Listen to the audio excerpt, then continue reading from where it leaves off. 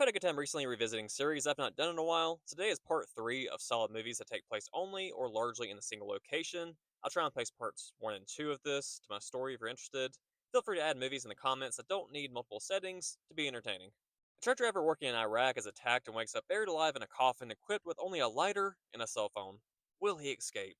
If you think a movie with a guy solely in a coffin would be boring, I encourage you to think again. This is pretty gripping, and the story investigation remains enthralling. This is bound to be particularly intense for those who are claustrophobic.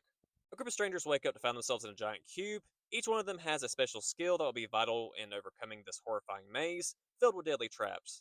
This 90s classic sets the gruesome scene straight from the start and doesn't let up until the closing credits.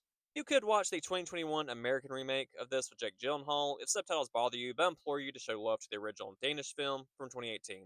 The guilty follows a police officer assigned to dispatch duty, and he becomes engrossed in a disturbing call concerning a kidnapped woman. Cell phone conversations can be super intense in thrillers and horror movies, and this proves that. You don't really see any of the scenes unfolding that are heard on the phone. You find out quickly that you don't need to. Again, this is the original from 1997, but the American remake from 2007 is an option too. The Fighting Games follows two violent young men who take a small family hostage in their vacation home and force them to play sadistic games for their own amusement. This far from follows a set formula, as expectations are constantly subverted.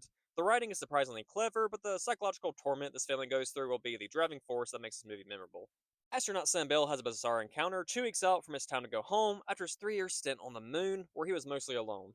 Don't expect a bombastic sci fi action adventure film. This one is quite subtle, but it is a solid psychological thriller that raises many interesting thought provoking questions and dilemmas.